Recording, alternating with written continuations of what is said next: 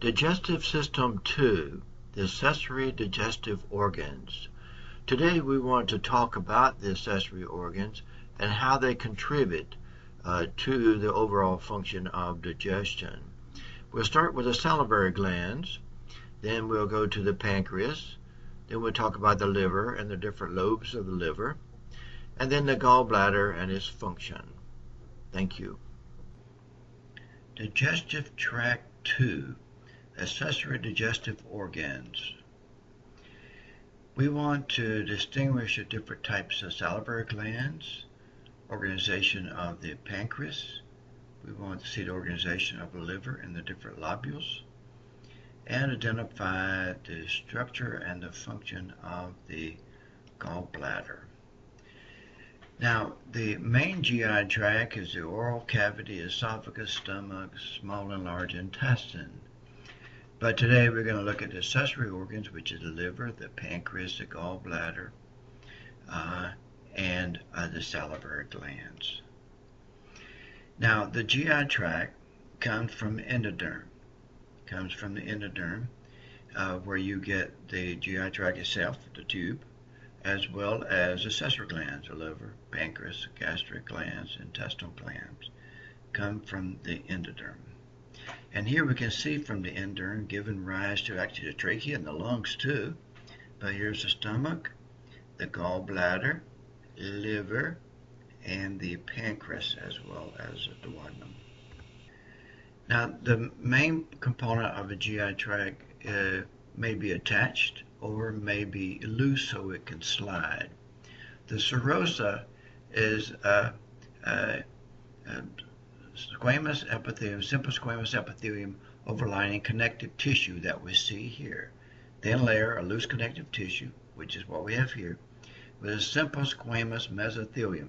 This is mesothelium, come from the mesoderm, and it's a simple squamous epithelium. And it allows the GI tract to slide along.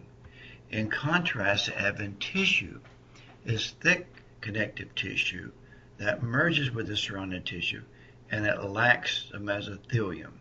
So is it firmly attached, like the upper part of the esophagus, or is it more loose, like the most of the GI tract, with a lower part of the esophagus as well? Now, the accessory glands start out with the salivary glands, and we have the different salivary glands. You've got the parotid gland in here, the sublingual, submandibular glands. This is mostly serous, and these other ones are mixed. So here we see the parotid gland. We can see the different serous acini in through there, and then we can see the ducts. These are intercalated ducts in through there, and then these are the striated ducts that concentrate the saliva.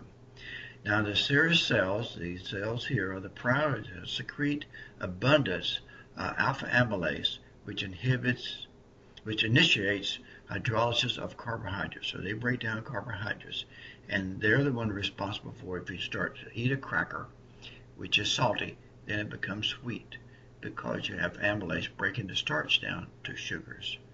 Also, proline-rich proteins with antimicrobial and other protective properties. So right up front in the salivary gland, you're going to have protection against microbial influx. So here we see the serous acini, but also there's mucus acini, so it's mixed in the submandibular gland. Intercalated duct, which is the first duct after the acinus, and then you have the striated ducts. And here you can see the lines, which are the mitochondria lined up in the striated ducts. Now, the submandibular gland secretes lactoferrin. Some of the glands do, that is, and that binds iron. Bacterial growth requires iron for it to occur, and it's inhibited if you have lactoferrin, which competes for the iron binding and makes it not available for bacteria to grow. Submandibular gland, again, you can see the mucus, and sometimes you see a mucus with a little cap around it. That's a serous demilum. And the enzyme secreted by the cells forming the dimilum is lysozyme, and its function of bacterial wall hydrolysis. So here we see the striated, the duct. After the striated ducts comes interlobular ducts, and you can see there's more than one layer. Starts out with simple cuboidal, simple columnar, and then it goes to stratified. A columnar is the hierarchy of ducts. So here we can see the salivary glands. You've got the serous type, the mucus type, myoepithelial cells surrounding, squeezing these, and then you have intercalated ducts, and then you have a striated duct. Here we see a striated duct with striations mostly at the bottom because you have the enfolding of the plasma membrane, and that enfolding lines up mitochondria. So really basically what we're seeing are mitochondria located lined up due to the enfolding of the plasma membrane. So that's a striated duct cell that we're seeing there. And then you also have the secretory cell as well as intercalated cell. This is the serous mucus secretions. And here we can see a serous dimilum, whereas mucus in here, and here's a serous in through on the outside, and an intercalated duct, which we see right here, simple cuboidal, closely knit cells, which take the fluid out of the acessus and takes it to the striated duct. And here you see a mucus and a serous type acinine. Again, the striated duct having the mitochondria in there. So here we see the real submandibular gland with the intercalated duct. Here we see an intercalated duct right in through there. There's another one right in through here. And we see the striated ducts. These are the striated ducts. Here's the intercalated duct going into a striated duct. Of course, that's the way it goes. It goes from the acessus to the intercalated duct, and then finally to the striated duct. And here again, we can see striated ducts. You can see the striations. They're lining up by the mitochondria there very nicely in these striated ducts. Now, why even have saliva? Saliva contains IgA, which is antibodies against whatever antigen is being exposed to. So you have plasma cells produce antibodies. They go in the bloodstream, and they're picked up by these cells, salivary secretory cells, and they transmit that to the lumen. So you have antibodies against whatever antigens you're exposed to, so your immune system is kicking in. Also, lactoferrin, which binds up iron, as I mentioned a while ago, contain lysosome that kills bacteria, and it's constantly washing the mouth to dislodge and sweep bacteria down the GI tract is what it's doing. And so here we can see the different components of the salivary gland. You have the acessus secreting component. You have the intercalated duct, which is kind of just a plain duct in itself. Not much mitochondria is seen through there. And then we have, this is the acinar cell itself with lots of rough endoplasmaticum and secretory granules. That's what we see there. And then we have the intercalated duct gives rise to the striated duct, which has the enfolding of the plasma membrane as a consequence of lining up by the mitochondria. And we can see those here, where mitochondria are literally lined up by the enfolding of the plasma membrane. And if you look at it real closely, you can see that basically what you're seeing in the striations are the mitochondria.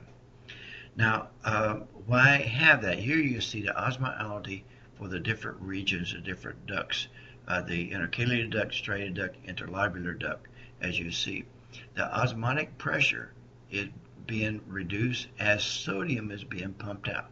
Some potassium is increased, but the striated duct is literally pumping the sodium out the base of these. Hence, we need mitochondria for transport, and you need enfolding membrane, base of the membrane, to increase surface area for exchange to occur. The enfolding of the basal cell membrane at the base of the cell in the striated ducts contain numerous elongated mitochondria. That's what we're seeing there, mitochondria. These structures are characteristic features of the cells that transport fluids, electrolytes across the membrane. These mitochondria in the folding supply energy for the rapid uptake from saliva. So ion uptake from saliva, as you pump the ions out of there, it becomes more hypotonic. A hypotonic solution is a better solvent than an isotonic solution. You have and here we see the pancreas. There's a pancreas right here, right next to the duodenum, and it empties into the duodenum. We see the pancreatic acinar cells right in through there. This is a single acinus and individual cells that are there as well. And so here we can see the pancreas coming off here, fairly long structure. And then the secretory unit of the pancreas is the acinus, with pancreatic acinar cells, as you see there, and they discharge into the lumen of acinus. And then coming from that is the intercalated duct, as we see there. But the duct actually starts within the acinus itself, as you see here, and the nuclei of these cells are nuclei from the central acinar cells. So the central acinar cells are part of the duct, initial part of a duct, which starts within the acinus itself. And here we see the pancreas. These are the pancreatic acinar cells in through there with zymogen granules. It's the red granules that we see there, and the base is blue tint with many ribosomes. We can see that again here. Also, in addition to acini, you're going to have the ilex Langerhans for the endocrine function. So this is the exocrine function and the endocrine function. And here we can see one of those islets of Langerhans, which has the alpha and beta cells for glucagon and insulin production. But here we can see the base of the cells is very blue with lots of ribosomes, and then we have the secretory granules in the lumen. And we can see it very nicely on slide 70, which has the exocrine portion, which shows you the acinus with the granules being discharged and the blue cytoplasm at the base, and the endocrine, which is the islets of Langerhans. And here we can see the zymogen granules that are located in through there, and we're supposed to identify different structures. There's nerve, there's lymphatics, there's blood vessels, and this is an acinus.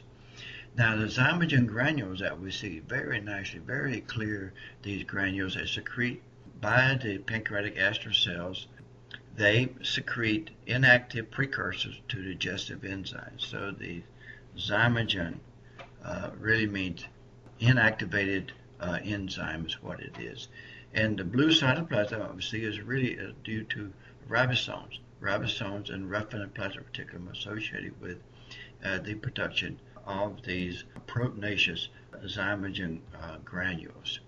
Here we can see again, these are some intercalated ducts that can be seen in the pancreas, as well as islets of Langerhans.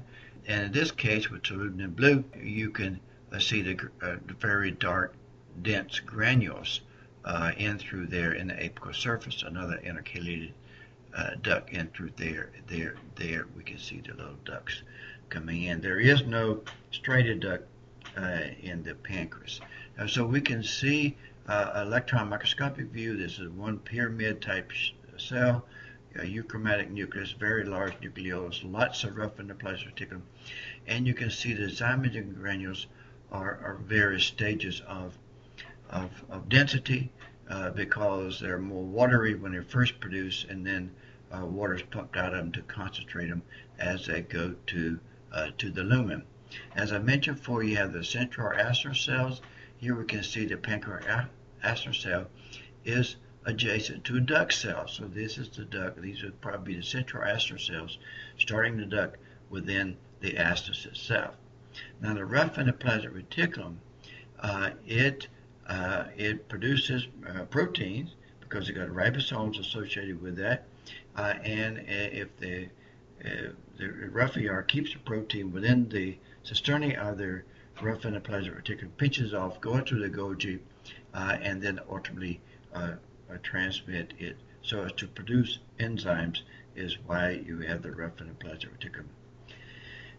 Now from the we have the gallbladder, which actually comes to the liver, is another component which is very important in terms of digestion.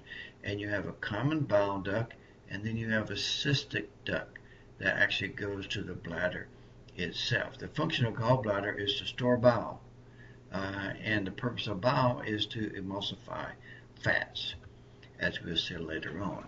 Here we see the gallbladder, another accessory organ. Here we have the adventitious, or the maybe a serosa in some cases. And here we can see the lamina propria and epithelium, simple squamous epithelium on the surface, as we can see it here and here, with lamina propria in through there, and we can even see some mucus glands associated with the lamina propria as well. Here's another view of a monkey. We see a simple columnar epithelium, and we see little spaces in between there.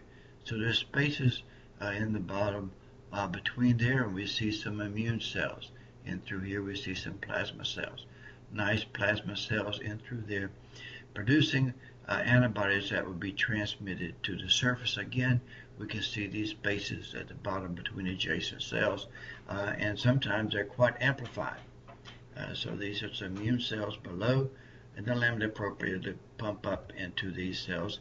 And here you can see these cells, which have, these are interdigitations between adjacent cells, and they can be opened up, and they're opened up for the transmit of sodium. So you're concentrating the bile is what they do. So they're pumping water out of the bile in through here, and also some electrolytes as well, but they're concentrating the bile, and you increase the surface area in the interdigitation. It actually opens up whenever this pump is actively working. So here we see the common and the cystic duct. This is the common bile duct, and this is the cystic duct. And we can see the contrast here between the portal vein, which has endothelial cells, and simple columnar that you see in the common, and you also have simple columnar in the cystic.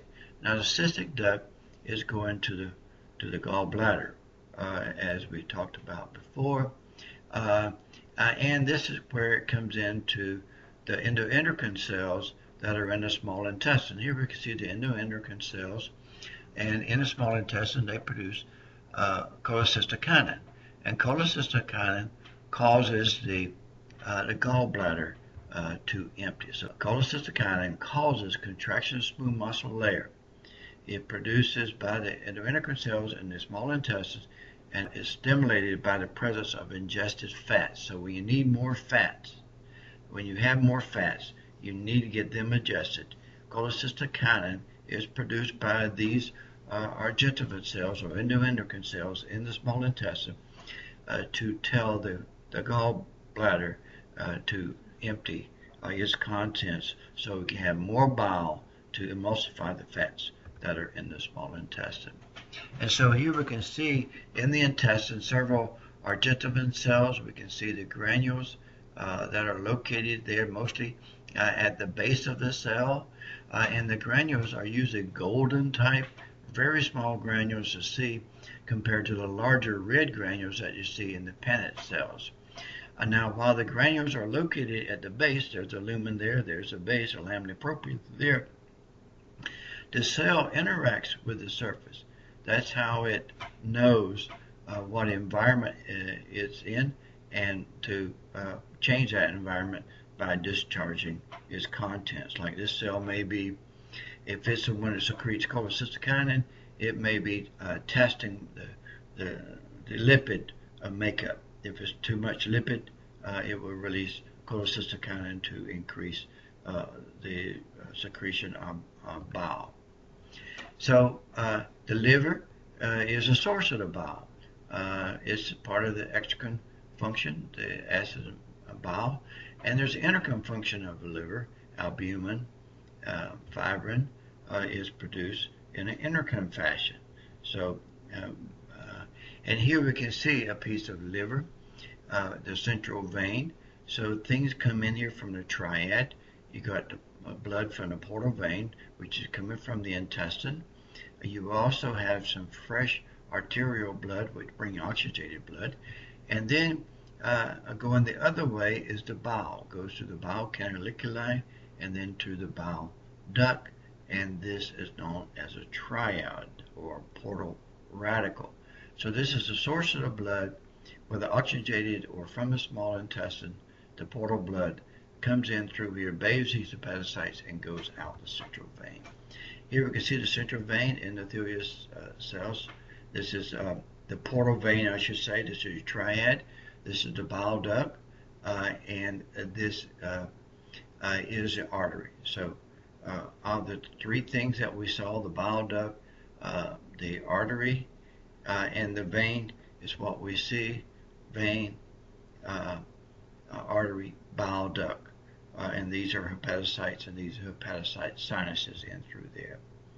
And so this region is this region in through there, and blood to be going through here, percolating through, ultimately to believe through the central vein. Here we see the central vein.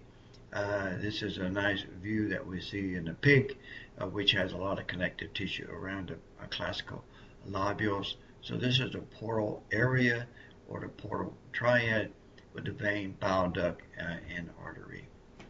And so basically the lobulation of the liver is a threefold. You got the classical lobule I just described. You also have an acessus. So the portal triad going through here, and it goes into into different zones: zone 1, zone 2, zone 3. So your central vein, hepatic sinuses, and the zonation of the liver is what we're going to talk about. So the classical lobule is what I just mentioned. That is with the triads around and the central vein in the middle. There's also a portal lobule with the central vein with the triad in the middle, as opposed to the central vein in the middle. And so the point here is that blood coming in here is going to go to the three different directions. There's also an acessus. An acessus, so you have in the middle, you would have the triad, and then on either side you would have the central veins, and you have different regions. The regions closest to the blood, and then the region closest to the central vein, the furthest from the oxygenated blood, would be region 3. Zone of the liver acessus, which is the most severely affected by alcohol, is zone 3, because alcohol requires increased oxygen utilization. So if you drink alcohol, then the cells that are located closest to the blood supply stay okay. But as you go further, there's less oxygen, and with the increased oxygen demand from the alcohol would make zone 3 to be necrotic hypoxia is what's going to occur in that case. So here we just have another view of the liver with the central veins located within the classical lobules, and here's the blood components of these. You have endothelial cells, and also you have the Kupffer cells located along the way. Triad being the portal vein, the bile duct, and the hepatic artery. And if we look at some liver, that's basically what we see. Triad out here, central vein over there, and we see there's along the way there's endothelial cells lining the sinuses. There's also these Kupffer cells. Kupffer cells are part of the phagocytic series. Also, we can see the bile canaliculi. So the dark thing in here is a channel where the bile goes from in between here out to the bile duct that's at the triad. And if you look at the mitochondria and fat, you see there's lots of mitochondria in the hepatocytes, and there are some lipid storage in there as well. And then if you look at glycogen, there is a lot of glycogen that are stored in the hepatocytes. Here we see the reticular fibers making up the cords of hepatocytes, and then that's lined by endothelial cells, and then the spaces here are the blood vessels themselves, the sinuses with the central vein here. Portal triad, central vein. Central vein in through there, and we can just see from the triad to the central vein. If you look at the liver does have a capsule. Glissen's capsule that surrounds the liver, dense irregular connective tissue, like all capsules of the world. If we look at the pig, we can see the classical lobule very nice because they have more connective tissue around them. In humans, they kind of fuse together. So here we see the central vein, and here we see the triad with the bile duct, hepatic artery, and the portal. I would say this is the vein, and this is the artery in through there. Again, here the vein is going to be larger, artery, and the bile duct for the triad. So we got the triad component in through there. Again, if you look at it, we can see the artery, you can see the larger portal vein, and you can see the bile duct as well. But in addition to that, we see some lymphatics.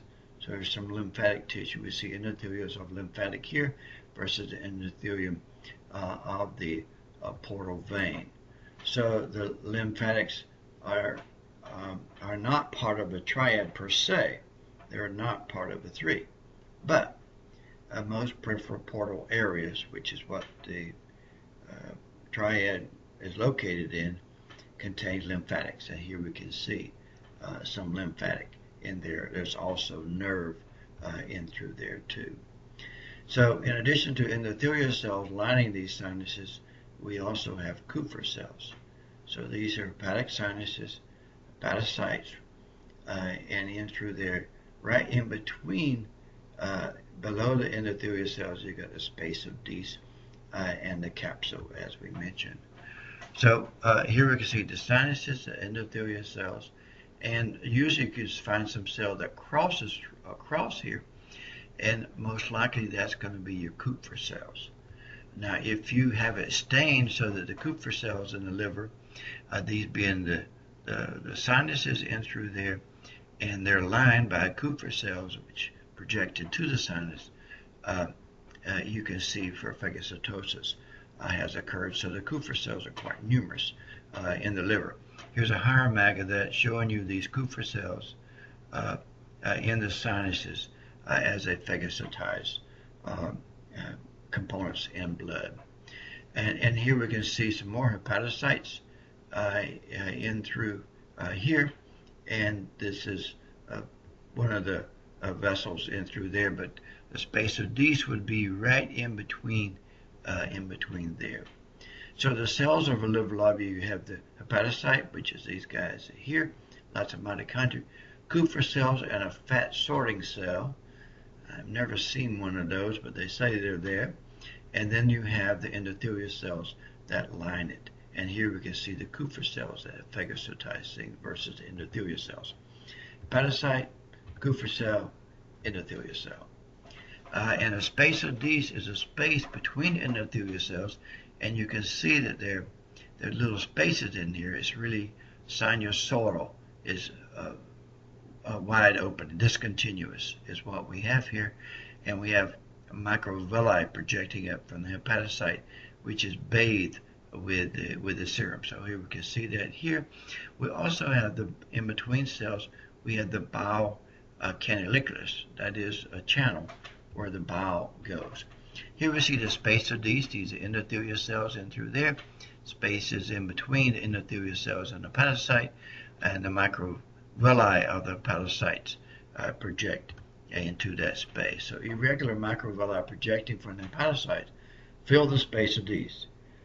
This direct contact with the hepatocyte and the plasma facilitates a key hepatocytic function involved in release of nutrients, proteins, and potential toxification uptake. So they uptake various things from the blood to store it in there. As mentioned, here we have some, this is carbohydrates that are stored here as starches.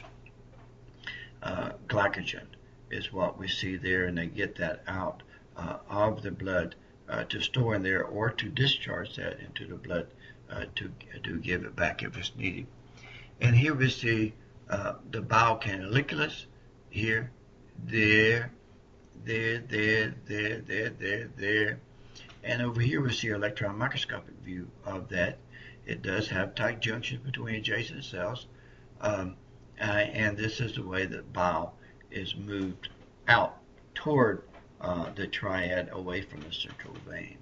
And we can see those again here, the bile canaliculus there as well, and this would be a Kupffer cell right in through there, endothelial cells there, as we see. And this is either endothelial cell or Kupffer cell. I can't tell that's phagocytized anything, but plainly this is an endothelial cell, and this is a space of Dees that we see there.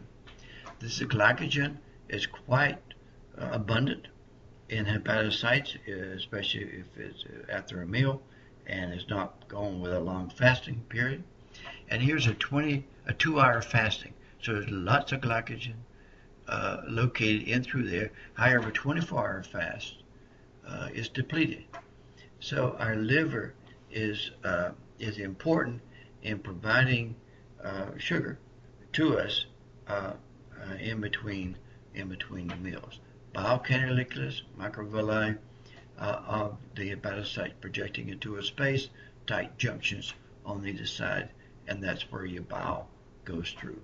So we have the bile canaliculus giving rise to the bile duct, and so we see the bile duct here in the triad. And here we can see special staining for the bile canaliculus, as opposed to a staining for the bile ducts that we can see there. The bile ducts are in the neighbor of the portal vein. So we have the portal vein, we have bile ducts, we have artery here, someplace here and here maybe, but the bile duct has simple cuboidal cells as opposed to the blood vessels having simple squamous endothelial cells. And so we can see the hepatocytes, lots of smooth endoplasmic reticulum, lots of lysosomes for degradation, space of Dees running through there, and that's where it's going to be, right in that area here, the hepatocyte with all these organelles in there. Lots of mitochondria, as we can see, lots of smooth endoplasmic reticulum. So in the human liver, it's a little more difficult to see. The central vein is located right in through there, and you see the sinuses in through there with endothelial cells lining these blood vessels. And here we can see the triad. You got the portal vein, the artery, and then the bile, and you have the capsule around it. Now, as I mentioned to you, one of the things about bile has in it is, and also salivary glands have it in it too, is that you have secretions of antibodies. So you have receptors on the surface that bind to IgA antibodies, and that transports it. Transcytosis is basically the process by which that goes. So a cell doesn't produce, salivary gland, for example, doesn't produce antibodies. It transfers it from being produced by the plasma cells. So if you have a condition with alcoholism, zone 3, remember alcohol uses up oxygen. As a consequence, the cells that are further away from the oxygen source are deteriorated. And so the liver tissue from the patient with alcoholic problems would demonstrate fibrosis, as you see right here through there, as opposed to chronic situation that we see. So we want to thank the many sources of the original pictures that were modified for this presentation. And this little thing just kind of shows you that I was in the Senior Olympics for the 4th time this year. Take care.